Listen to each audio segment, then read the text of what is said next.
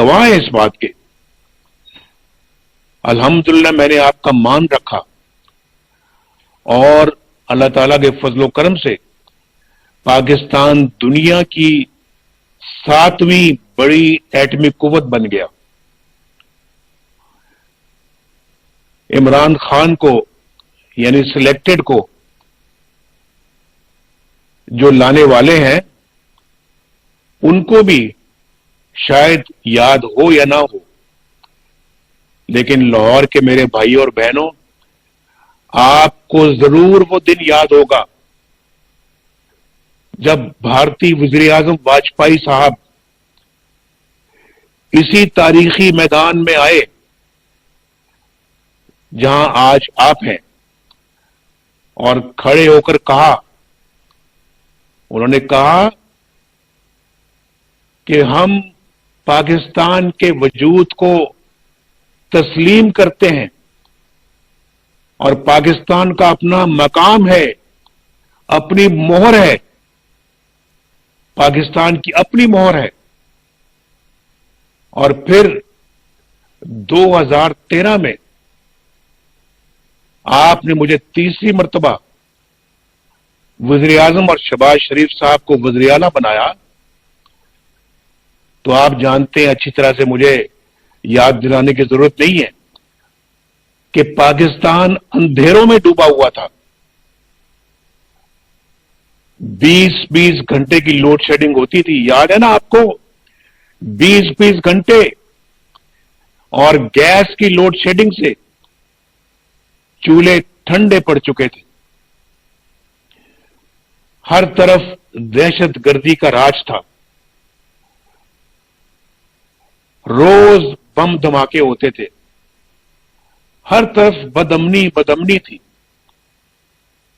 अल्लाह ताला के फजलो करम से हमने बिजली के अंधेरों को मिटाया और फिर गैस की लोड शेडिंग का खात्मा किया और दहशतगर्दी को जड़ से उखाड़ फेंका। याद है ना आपको?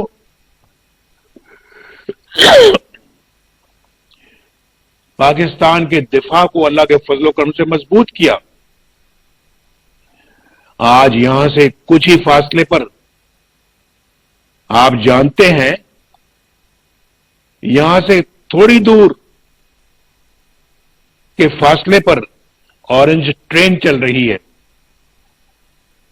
लाहौर, मुल्तान, रावलपिंडी, इस्लामाबाद मेट्रो बस लाखों लोगों को बाइज्जत सफर मुहैया कर रही है। स्कूल, कॉलेज, यूनिवर्सिटियां बन रही थी और सेहत के शोबे में PKLI जैसे इदारे बन रहे थे, अस्पताल बन रहे थे। मैं इन मंसूबों की तकमील पर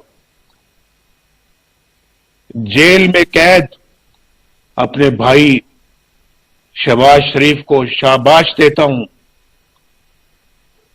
दिल की गहराइयों से शाबाश देता हूं कि उसने जाती तौर पर अपनी निगरानी में ये सारे काम मुकम्मल किए। लाहौर के मेरे भाई और बहनों, पूरी कौम जान चुकी है और आपको भी पता है कि 2018 के इंतखाबात में किस तरह हमारी तारीख की सबसे बड़ी धांधली की गई, किस तरह चंद जर्नैलों ने मिलकर फैसला किया कि नवाज शरीफ, शहबाज शरीफ और मुस्लिम लीग नून को इबरत का निशाना बनाना है। किस तरह उन्होंने तय किया कि एक ऐसी कठपुतली को लेकर आना है जो आंखें बंद करके उनके इशारों पर नाचती रहे, और आज वही कुछ हो रहा है आपके सामने। उन्होंने वोट इस तरह चोरी करके एक नालायक, नाअहल और नादान कैलेंडरों का एक सर्कस लगाया और फिर देखते ही देखते तरक्की की राह पर आगे बढ़ते हुए पाकिस्तान को गुर्बत, महंगाई, बेरोजगारी, बदअमनी और मुआशी तबाही की गहरी खाई में धकेल दिया, धक्का दे दिया। आपको याद होगा, हमारे दौर में आटा 35 रुपए किलो था, 35 रुपए। मुझे बताओ कि आज आपको आटा कितने रुपए का किलो मिलता है? नवाज शरीफ के दौर में चीनी 55 रुपए किलो थी। मेरे लाहौर के भाइयों और बहनों, जरा बताओ आज चीनी किस भाव मिलती है? और जो इजाफी पैसे आप अदा कर रहे हैं, भाई उसका फायदा किसान को नहीं पहुंच रहा। उसका फायदा किसी को नहीं पहुंच रहा, अवाम को नहीं पहुंच रहा, बल्कि ये पैसे इमरान खान के हवारियों और एटीएम मशीनों की जेबों में जा रहे हैं। ये आपको पता होना चाहिए और मैं आपसे गलत बात कभी नहीं करता। नवाज शरीफ के दौर में आपको याद है ना, डॉलर 104 रुपए पर था और कहां पहुंच गया? आज कहां पहुंच गया है? पाकिस्तान के अवाम अपने साथ होने वाले जुल्म का हिसाब किससे लें? किससे पूछें कि घी, दालों, सब्जियों और जरूरियात जिंदगी की कीमतें 200 गुना क्यों बढ़ गई हैं? किससे पूछें कि दवाओं की कीमतें उनकी पहुंच से क्यों बाहर हो गई हैं? किससे पूछें कि देखते ही देखते हमारी आधी आबादी गुर्बत की लकीर से नीचे क्यों चली गई है? किससे पूछें कि लोग फाकों पर क्यों मजबूर हो गए हैं? किससे पूछें कि रिक्शा ड्राइवर क्यों अपने मासूम बच्चों को नहर में फेंकने पर मजबूर हो गया? किससे पूछें कि 1 करोड़ नौकरियां देने वाले ने लाखों लोगों का रोजगार क्यों छीन लिया? आज तो पाकिस्तान से बाहर भी हमारे पाकिस्तानी बेरोजगार हो रहे हैं और आप जानते हैं मुझसे बेहतर इस बात को। किससे पूछें कि 50 लाख घर बनाने का वादा किधर चला गया? किससे पूछें कि बिजली और गैस मिले ना मिले 3-3, 4-4 गुना बिल क्यों आ रहे हैं? किससे पूछें कि 27 अरब में मेट्रो बस बनाने वाला शहबाज शरीफ तो जेल में है, लेकिन पेशावर बीआरटी जिसमें कौम के 110 अरब डुबोने वाले आज क्यों दंदनाते फिरते हैं? किससे पूछें कि आसिम सलीम बाजवा ने अमेरिका में अरबों की सल्तनत कहां से बनाई? किससे पूछें कि अलीमा खान ने बैरून मुल्क अरबों रुपए की जायदाद कैसे बनाई? किससे पूछें कि जमान पार्क की नई तामीरात और बनी गाला का महल कैसे बना? किससे पूछें कि इमरान खान का फॉरेन फंडिंग केस कई बरस से लापता क्यों है? ये इमरान खान कहता है, ये कहता है एनआरओ नहीं दूंगा, तुमसे एनआरओ मांगता कौन है? तुम और अलीमा खान तो खुद साकिब निसार के एनआरओ पर जी रहे हो। तुम किसी को एनआरओ क्या दोगे? भाई किससे पूछें कि ऑक्सीजन मिले? ऑक्सीजन पेशावर में नहीं मिली और 7 अफराद क्यों हुकूमती नायली के भीड़ चढ़ा दिए गए? आपको पता है ना कि पेशावर में ऑक्सीजन नहीं मिलने की वजह से 7 लोग अल्लाह को प्यारे हो गए। किससे पूछें? कौन जवाब देगा? और किससे पूछें कि सकूत कश्मीर जैसे सानहे पर ये जाली हुक्मरान क्यों खामोश बैठे? किससे पूछें कि हमारे करीब तरीन दोस्त सऊदी अरब और चीन भी हमसे क्यों दूर हो गए? किससे पूछें कि पाकिस्तान, हंसता बसता पाकिस्तान दुनिया में आज क्यों तन्हा हो गया है? कहते हैं नाम न लो। नाम न ले तो बताएं फिर कौन जिम्मेदार है? कौन जिम्मेदार है? क्या मुल्क की इस तबाही और बर्बादी के जिम्मेदार सिर्फ इमरान खान है या वो जो आपका वोट चोरी करके उसे इक़्तिदार में लाए हैं और साजिश करके हमारे सरों पर मुसल्लत कर दिया? हम इतने बेवकूफ नहीं है भाई कि हम ना जाने, हम ना समझें कि कौन असली जिम्मेदार है। फिर कहते हो नाम न लूं। वाह, मुल्क को बर्बाद कर दिया, आपको बर्बाद कर दिया, 22 करोड़ अवाम को बर्बाद कर दिया, मैशत को बर्बाद कर दिया और कहते हो नाम न लूं। आइन शिकनी आप करें तो क्या नाम मैं वापडा वालों का लूं? जरा बताओ मुझे, लाहौर के अवाम भाइयों, आप बताओ। प्राइम मिनिस्टर हाउस की दीवारें फलांग कर वजीर आजम को आप गिरफ्तार करें तो क्या शिकायत में महकमा ज़राअत के खिलाफ दर्ज कराऊं? जवाब दो मुझे, लाहौर वालों, आप ही जवाब दो। जजों को ब्लैकमेल करके मर्जी के फैसले आप लिखवाएं तो क्या शिकायत महकमा औकाफ के खिलाफ लगाऊं? जस्टिस सदीकी से हाई कोर्ट के जज थे और चीफ जस्टिस बनने वाले थे।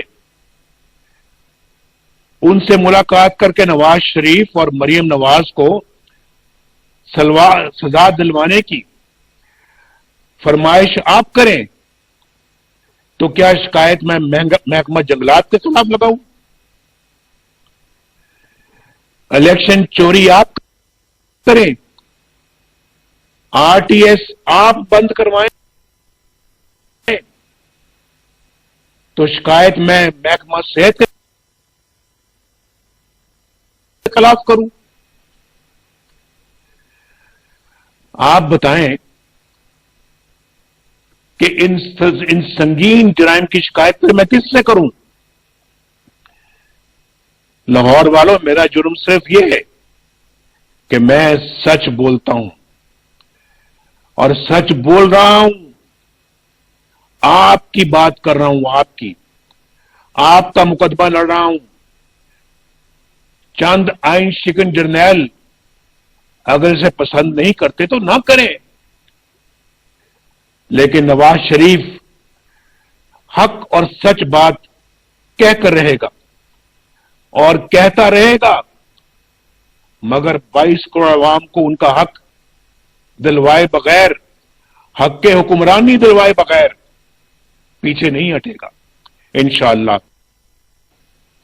ये मेरा आपसे वादा है, ये मेरे जमीर की आवाज है, ये 22 करोड़ अवाम के जमीर की आवाज है, ये आपकी जमीर की आवाज है ना लाहौर वालों, आपके भी जमीर की आवाज यही है ना।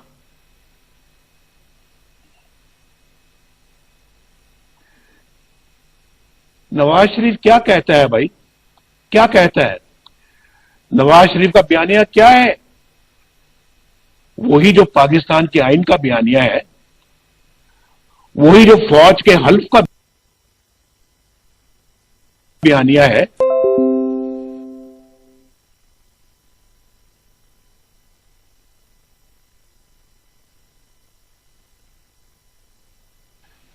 वही जो कायदे आजम का बयानिया है।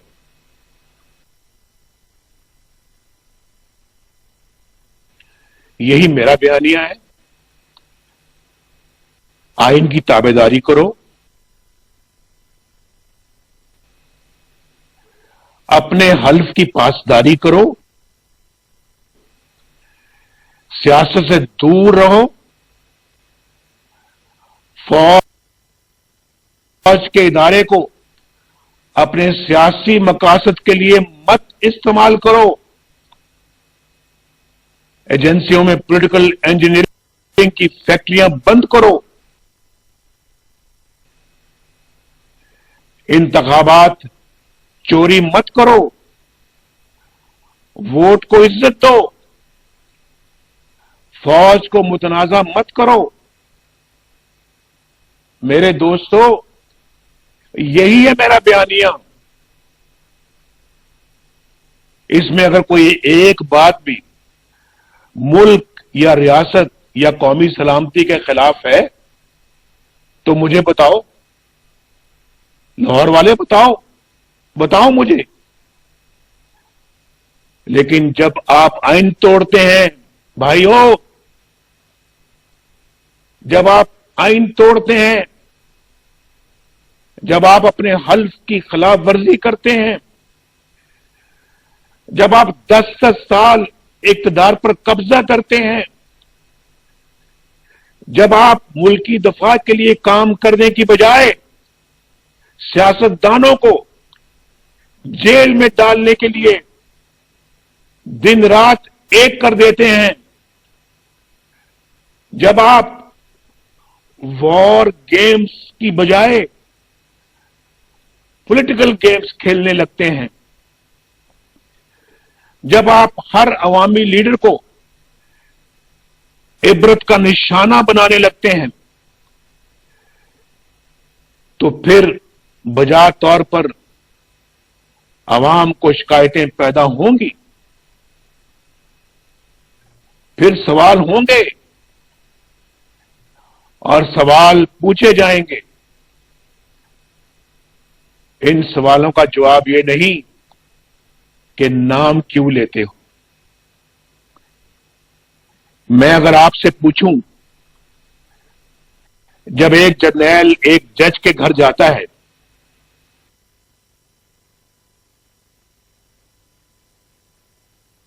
कि नवाज शरीफ और मरियम नवाज को नहीं छोड़ना,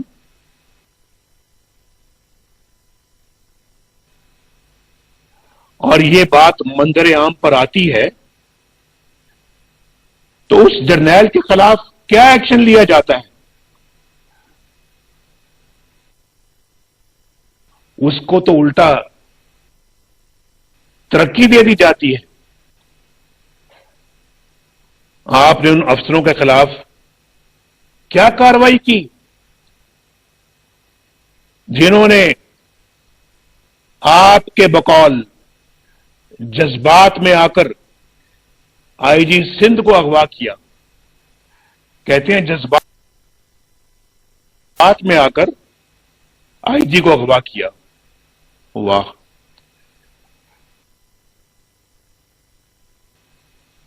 क्या वो मरियम नवाज शरीफ के होटल का दरवाजा तोड़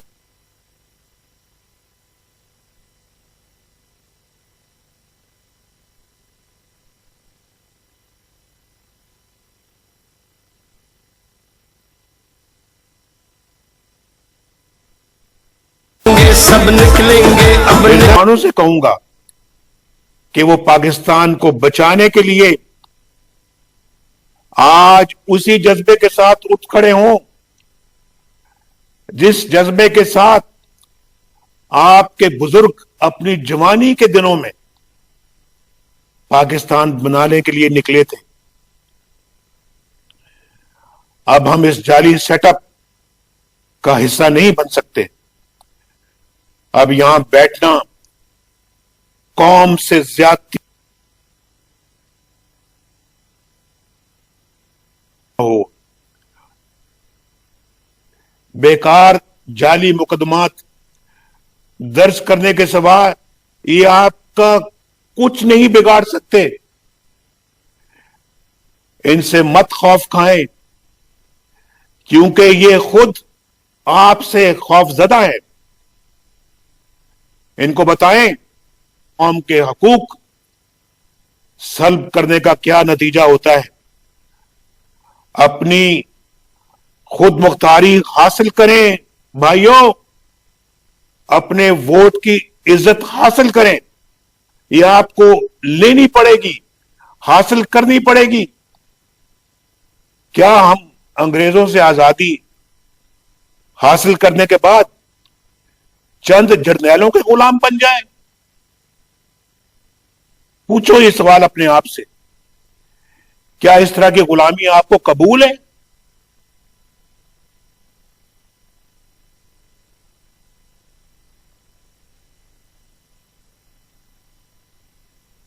जंजीरों से आजाद कराने का अज़म करेंगे?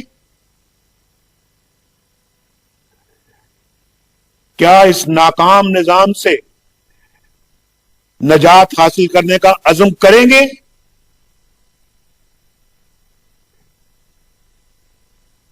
क्या वोट को इज्जत दिलवाने का अज़म करेंगे? अगर आपने साथ दिया तो नवाज शरीफ की ये बात नोट कर लें, इंशाअल्लाह कामयाबी आपके कदम चूमेगी। अल्हम्दुलिल्लाह। अल्लाह ताला आपका हामी और नासिर हो। पाकिस्तान पाइंदाबाद।